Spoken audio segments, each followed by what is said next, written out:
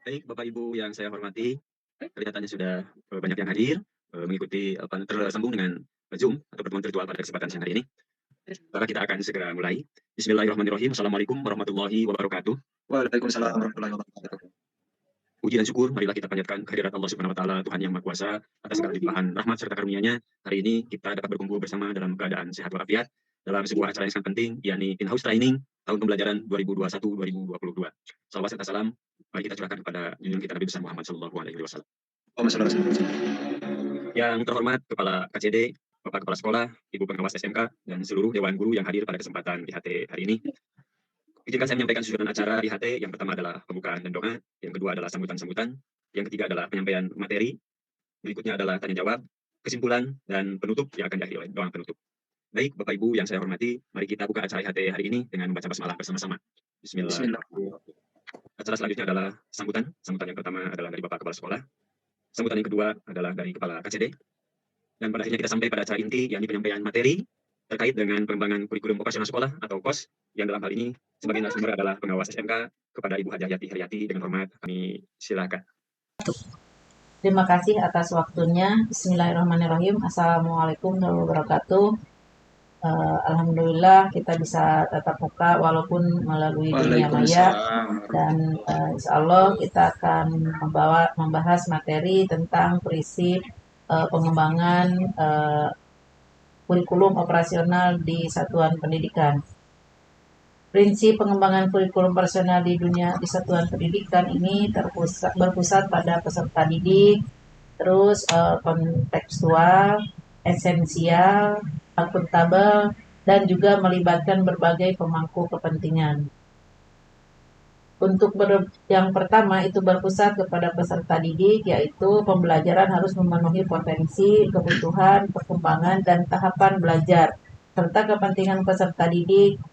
Profil pelajar Pancasila selalu menjadi rujukan pada semua tahapan dan penyusunan kurikulum operasional di satuan pendidikan.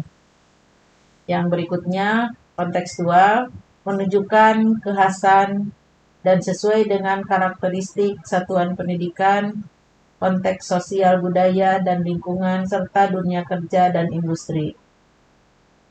Esensial, semua unsur informasi penting atau utama yang dibutuhkan oleh para pemegang kepentingan tentang kurikulum yang digunakan di satuan pendidikan dapat diperoleh di dokumen tersebut. Bahasanya lugas dan mudah dipahami, tidak mengulang naskah atau kutipan yang sudah ada di naskah lain. Dokumen tidak perlu memuat kembali misalnya lampiran Kemendikbud seperti CP, struktur, dan lain-lain dalam dokumen kurikulum operasional. Akuntabel, dapat dipertanggungjawabkan karena berbasis data dan aktual. Yang terakhir, melibatkan berbagai pemangku kepentingan. Pengembangan kurikulum satuan pendidikan melibatkan komite satuan pendidikan dan berbagai pemangku kepentingan, antara lain orang tua, organisasi, berbagai sentra, serta industri dan dunia kerja untuk SMK. Di bawah koordinasi dan supervisi Dinas Pendidikan atau kantor kementerian yang menyelenggarakan urusan pemerintahan di bidang agama sesuai dengan kewenangannya. Itulah materi prinsip pengembangan kurikulum operasional di satuan pendidikan. Dengan ini maka silakan Bapak Ibu Guru yang akan bertanya. Oke, terima kasih Bu Narsum atas paparannya yang luar biasa sekali. Mungkin ada yang sedikit ditanyakan oleh saya terkait dengan prinsip pengembangan kurikulum operasional di satuan pendidikan terkait dengan kontekstual, Bu. Maksudnya kontekstual itu gimana ya, Bu ya? Terima kasih, Bu. Kontekstual itu adalah menunjukkan kekhasan. Jadi kekhasan untuk siswa yang ada di lingkungan tersebut, misalnya kekhasan dari budayanya, kekhasan dari karakternya, kekhasan dari satuan pendidikannya. Nah, ini tergantung kepada karakter lingkungan tersebut. Jadi kalau misalnya ada di wilayah industri, misalnya ada di wilayah industri sepatu atau ada di wilayah industri garment. Nah itu siswa itu harus mengetahui dan menyesuaikan dari program-program sekolah untuk penyesuaian kekhasan di lingkungan tersebut. Jadi mengikuti karakter-karakter yang ada di lingkungan tersebut. Nah itu untuk kontekstualnya. Mudah-mudahan nanti Ibu dan Bapak bisa menyesuaikan program-programnya sesuai dengan ada yang di lingkungannya masing-masing, sosial, budaya, dan juga kekhasan karakteristik. Silahkan yang lain, barangkali Ibu dan Bapak akan bertanya lagi di sekitar prinsip pengembangan kurikulum operasional satuan pendidikan. Saya, Bu. Assalamualaikum warahmatullahi wabarakatuh. Assalamualaikum warahmatullahi wabarakatuh. Iya, terkait dengan prinsip pengembangan kurikulum ini, Bu. Yang pertama tadi kalau tidak salah adalah berpusat pada peserta didik. Kemudian di dalam penjelasan Ibu tadi bahwa profil pelajar Pancasila harus menjadi rujukan atau acuan. Profil pelajar Pancasila yang seperti apa, Bu, yang harus menjadi rujukan itu? Terima kasih.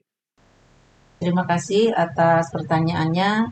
Barangkali dari guru yang lain yang siap untuk menjawab pertanyaan Pak Jiana.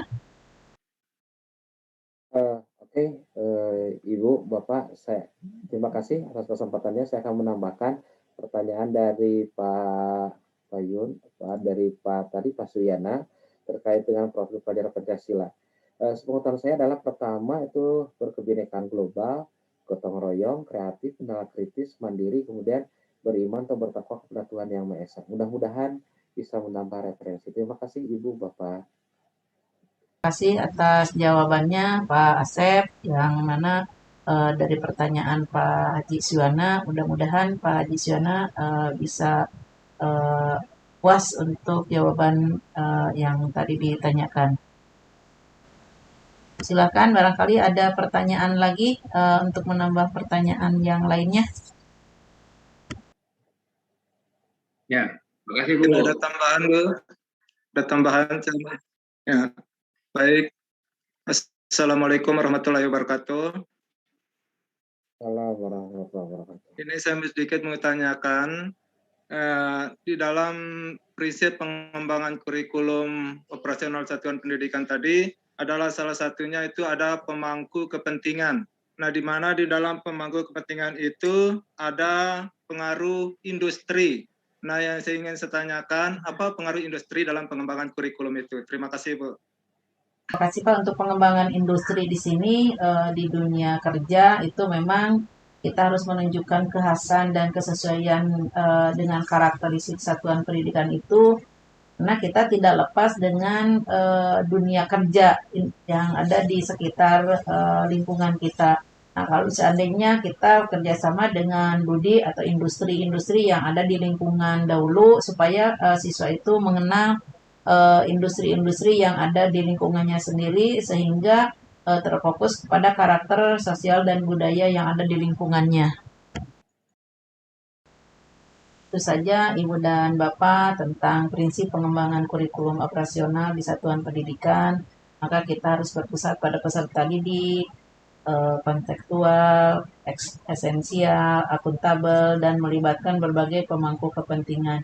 Dan juga mohon nanti Ibu dan Bapak Guru untuk semua program itu mengacu pada kemerdekaan belajar. Jadi siswa itu belajar dimanapun, kapanpun, dengan siapapun, siswa itu bisa belajar. Itu sekian, wabillahi taufiq wal hidayah. Wassalamualaikum warahmatullahi wabarakatuh. Waalaikumsalam warahmatullahi wabarakatuh. Terima kasih kami sampaikan kepada Ibu Hajayati Heriati, pengawas SMK, yang telah menyampaikan pemaparan dengan sangat rinci, sangat jelas terkait dengan prinsip pengembangan kurikulum operasional satuan pendidikan atau KOS. Mudah-mudahan apa yang beliau sampaikan dapat dijadikan sebagai acuan di dalam pengembangan kurikulum operasional sekolah. Saya sampaikan kesimpulan materi di dalam kesempatan IHT hari ini. Yang pertama, prinsip ini harus dijadikan sebagai acuan, dan prinsip pengembangan kurikulum operasional sekolah ini mengingatkan kembali, satu, harus berpusat kepada peserta didik. Yang kedua, karakteristik yang berikutnya adalah esensial, yang keempat adalah akuntabel, dan yang terakhir adalah melibatkan para pemangku kepentingan. Bapak Ibu yang saya hormati, terima kasih kami sampaikan atas kehadiran partisipasi Bapak Ibu di dalam penyelenggaraan IHT tahun pembelajaran 2021-2022. Mudah-mudahan dari IHT kali ini kita dapat mendapatkan banyak tambahan wawasan di dalam menyiapkan layanan pembelajaran yang lebih baik untuk para peserta didik kita. Dan terakhir, mari kita tutup acara IHT hari ini dengan membaca hamdalah bersama-sama. Alhamdulillah. Saya selaku host pengantar acara, mohon maaf yang sebesar-besarnya bila ada hal yang kurang berkenan. Terima kasih. Billahi taufiq wal hidayah. Wassalamualaikum warahmatullahi wabarakatuh. Waalaikumsalam.